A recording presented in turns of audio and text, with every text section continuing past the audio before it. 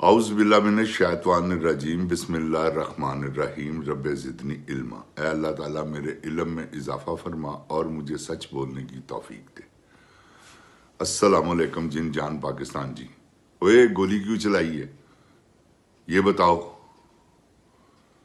تمہیں بتانا پڑے گا۔ عاصم منیر تم نے بڑے غلط آرڈر دیے ہیں، یہ تمہاری جان لے کر یہ جو آرڈر ہے نا، جو تم نے ان کا مانا ہے، ان کو آرمی دی ہے، یہ تمہیں قبر کی 7ویں طے کر تک لے کے جائے گا اور قبر کے عذاب میں تمہیں مبتلا کرے گا انشاءاللہ۔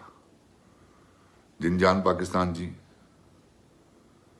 بہت ذکر ہوتا رہتا ہے فلم انڈسٹری کا، کیونکہ یہ اب عید آ رہی ہے اور مجھے وہ وقت یاد آ رہا ہے جب 7 فلمیں، 8 فلمیں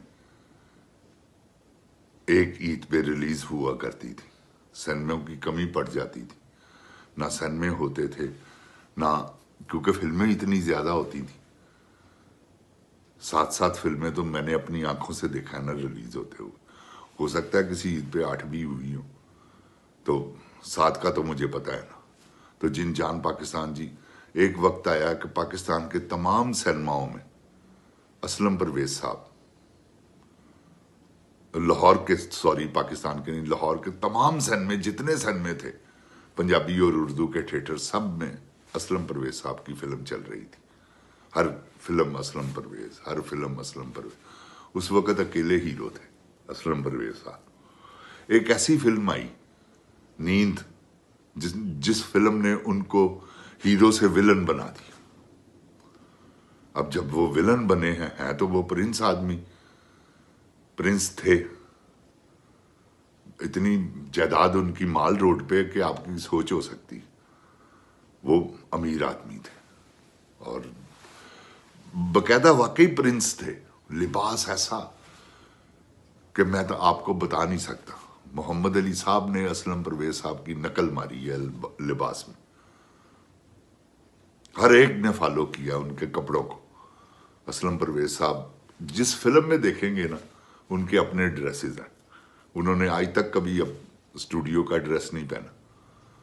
آپ جب وہ ولن آئے ہیں، کیونکہ پھر ان کا لباس ہی پینٹ کوٹ یہ وہ، اور پورا وہ اسلم پرویز صاحب کا اپنا ہوتا تھا۔ تو جب ان پہ عروج تھا، جن جان پاکستان جی، چھو منتر، پھر پاٹے خاں، پھر پتہ نہیں کیسی کیسی فلمیں، جن کا پلکاں پینگاں، اور ایسی ایسی سپر ہٹ فلمیں، اردو پنجابی دونوں فلموں میں ہٹ۔ کوئل کیا، تو میں آپ کو بتانے، مجھے نام بھی نہیں آتے اب، اتنی فلمیں تھیں ان کی، اور سب لاہور کے سینموں میں ان کی فلمیں لگی ہوئی، اور کوئی ہیرو ہی نہیں تھا۔ اس کے بعد پھر لالا سدیر صاحب ان ہوئے، اسلم پرویز، کیونکہ لالا سدیر صاحب کا ایک علیحدہ سٹائل بن کے آیا۔ پھر لالا سدیر صاحب، اس کے بعد پھر اکمل خان صاحب پنجابی فلموں میں، پھر یہ پنجابی فلموں کا اکمل خان صاحب کے آنے سے جب جبرو آئی ہے، وہ ایک ایکشن فلم تھی، جبرو نے جھنڈے گاڑ دیے، وہ فلم تھی جسے سینما نہیں مل رہا تھا۔ جن جان پاکستان جی، یقین جانے، الیاس کشمیری صاحب کو سفارش سے کہا گیا، ان کی سالی کا سینما تھا کیسر، اس وقت کیسر سینما کا نام تھا، مون لائٹ۔ ایک ہفتے کے لیے انہوں نے کہا جی 1 ہفتے کے لیے دے دیں۔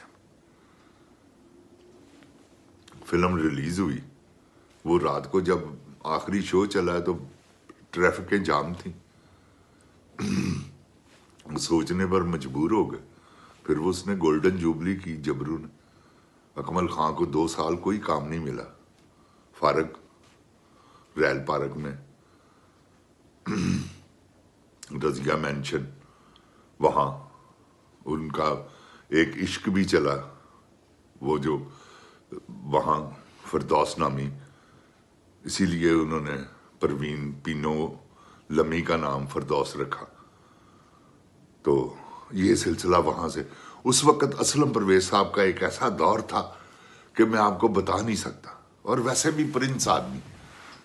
वो देखे ना, ताया इलियास कश्मीरी, पावडा, असलम परवेज साहब और इकबाल हसन साहब एक ही शूटिंग से, झूला फिल्म की शूटिंग थी, तो एक ही फिल्म से इन्होंने पैकअप की ये शूटिंग, और तीनों बैठे हैं गाड़ी में, क्योंकि उस दिन रेस थी। देखें, इलियास कश्मीरी साहब की जिंदगी को अल्लाह ने बचाना था, उनका दाना पानी था, तो उन्होंने कहा कि नहीं यार मुझे यहीं उतार दो, मैंने रेस पे जाना।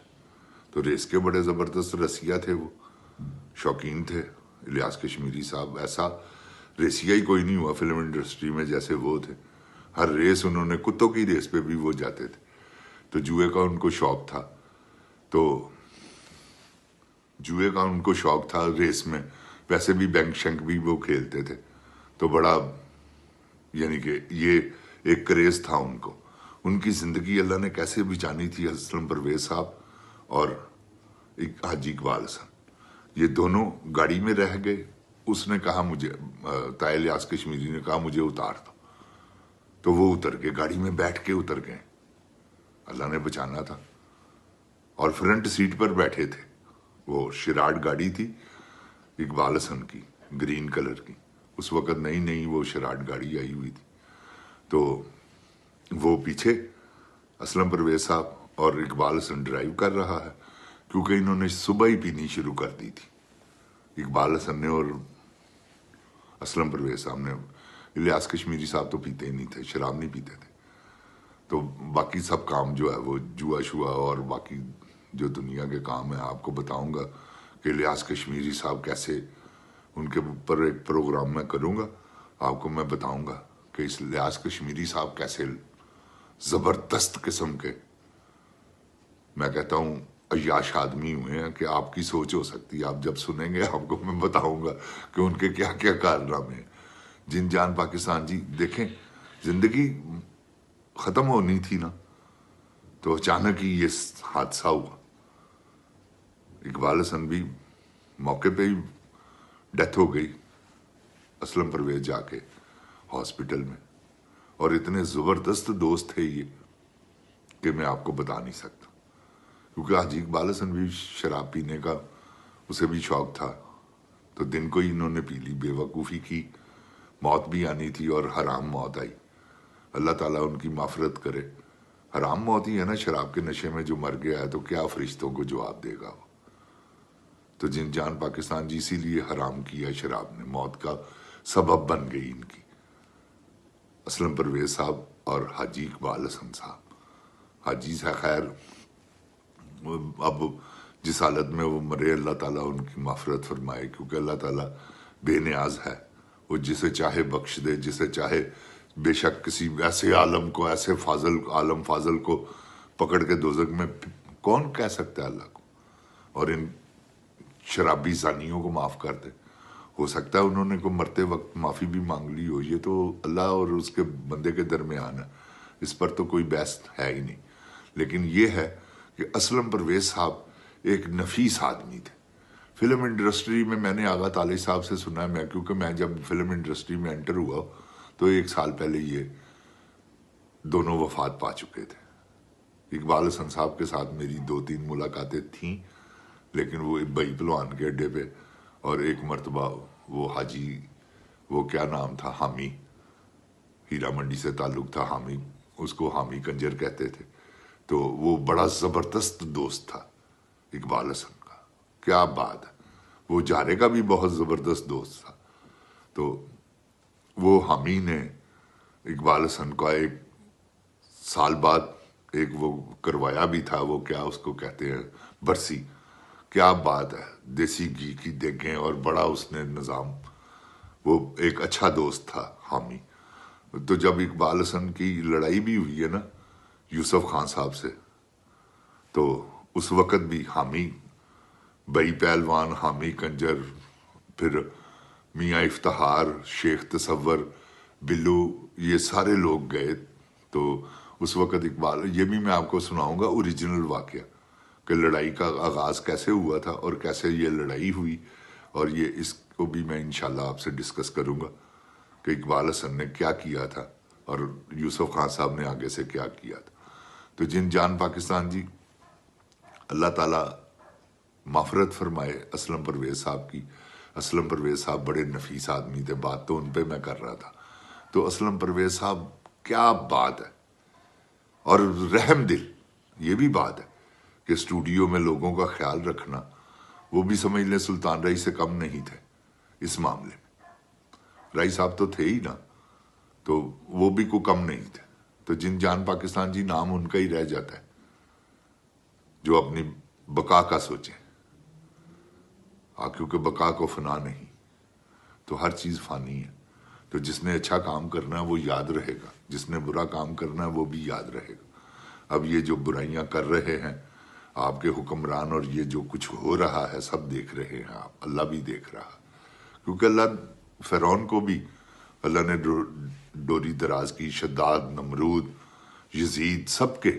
لیکن جب وہ یوں کر کے کھینچتا ہے نا، پھر بندہ جو ہے نا کچھ بھی یاد نہیں رہتا، سب کچھ بھول جاتا ہے.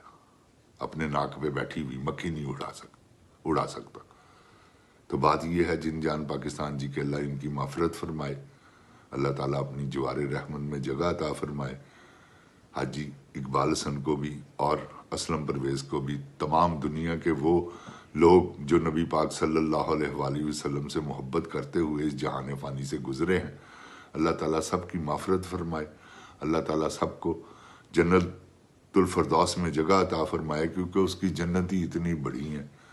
سبحان اللہ کہنے سے ایک درخت جنت میں اللہ تعالیٰ لگاتا ہے اس آدمی کو جو سبحان اللہ کہتا ہے. 500 سال سر پٹ گھوڑا دوڑتا رہے نا تو اس کے سائے سے نیچے سے نکل نہیں سکتا. اتنی بڑی جنت ہے اس کی. آپ دیکھیں نا کہ سورج کتنا بڑا ہے، کتنے بڑے ستارے ہیں. تو یہ اللہ تعالیٰ کا نظام ہے. اللہ تعالیٰ سب کو اپنی حفظ و ایمان میں رکھے. پاکستان زندہ باد. جن جان پاکستان کی عوام زندہ باد. عمران خان زندہ باد. اوئے گولی کیوں چلائی ہو؟